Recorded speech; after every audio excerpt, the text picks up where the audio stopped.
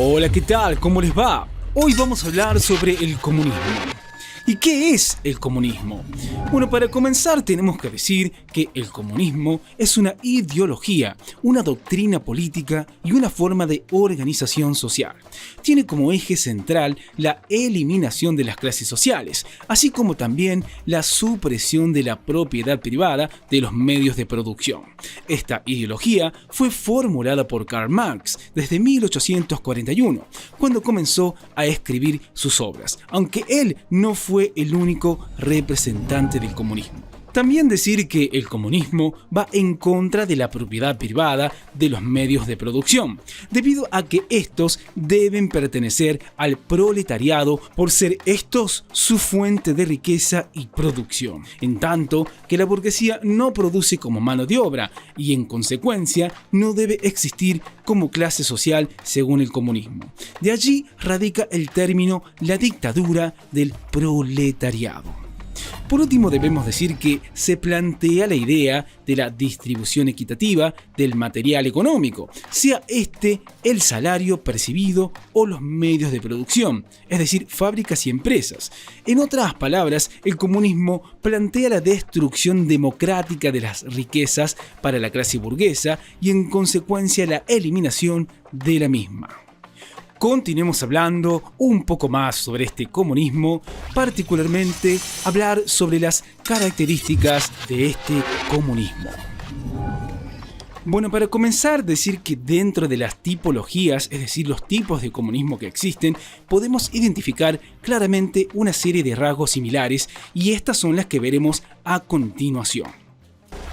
Bueno, para comenzar, la primera característica que vamos a mencionar tiene que ver con la eliminación de las clases sociales. Es decir, que para este sistema es imprescindible formar una única clase social, es decir, la trabajadora. En eso se diferencia del capitalismo, que destaca dos clases sociales, la formada por los dueños y otra constituida por la clase trabajadora o proletariado.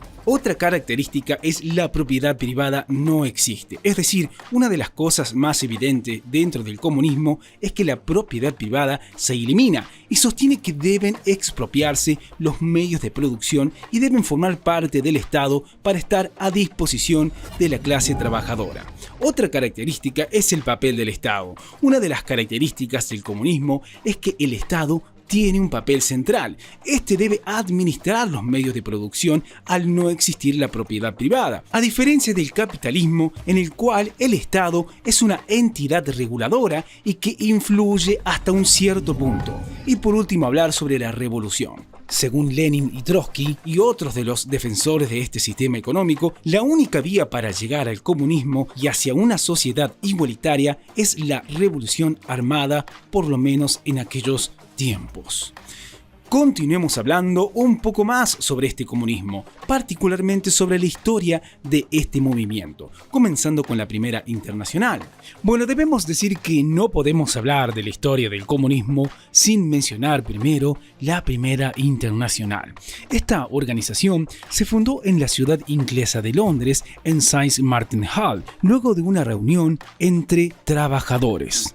También debemos decir que su primera reunión oficial tuvo lugar en la ciudad de Ginebra en 1886. Luego, en 1872, su sede es trasladada a Nueva York. Los miembros en todo el mundo sumaban la asombrosa cifra de 1.200.000 en la AIT, es decir, esta asociación de trabajadores. Se podían ver con facilidad los diferentes conflictos de tinte ideológico entre el anarquismo y el marxismo. Continuemos con la Segunda Internacional. Debemos decir que en cuanto al origen de la Segunda Internacional en 1889, se sabe que su surgimiento fue consecuencia de varios intentos fallidos de volver a fundar la Primera Internacional. También decir que esta organización agrupó a miembros de partidos laboristas y comunistas por igual.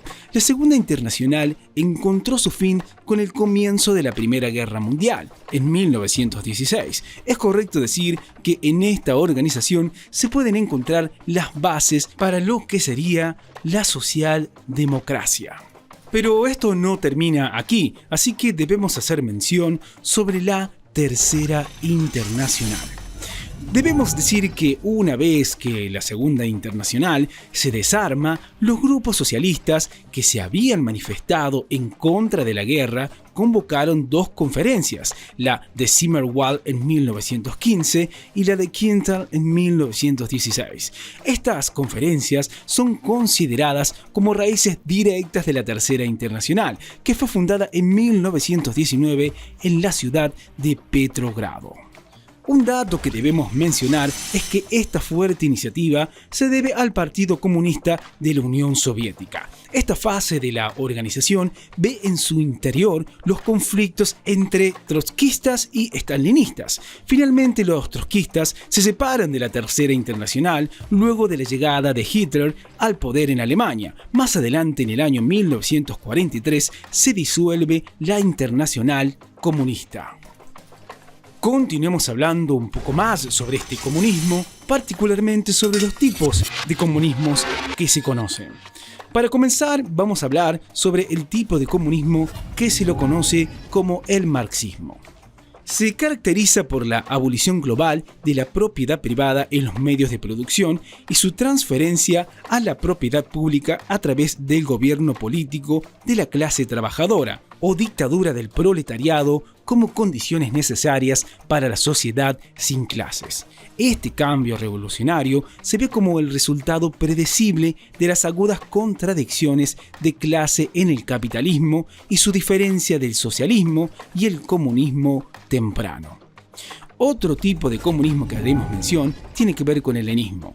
Esta se caracteriza por la aplicación de un primer modo de producción socialista y luego comunista a través de la dictadura del proletariado. Es entendida como la única regla de un partido de cuadros revolucionario que conquistó el poder estatal. También decir que luego debe aplicar gradualmente el orden social sin clases administrativamente y evitar el regreso del nuevo gobierno de clase capitalista. Otro tipo de comunismo que haremos mención es el estalinismo. Se caracteriza por la estabilización de la dictadura centralista de un solo partido y la industrialización forzada del Estado internamente, como así también del reclamo internacional del Partido Comunista de la Unión Soviética del liderazgo externo, derivado del marxismo-lenismo como una ideología estatal de gobierno. Y el último tipo de comunismo que haremos mención tiene que ver con el trotskismo. En este caso se caracteriza por la teoría de la revolución permanente, según la cual, contrariamente a la construcción del socialismo propagada en el estalinismo en un país, de acuerdo a Trotsky, el comunismo solo puede hacerse cumplir en todo el mundo, es decir, mediante una revolución mundial. Por último, hablaremos sobre las críticas hacia el comunismo.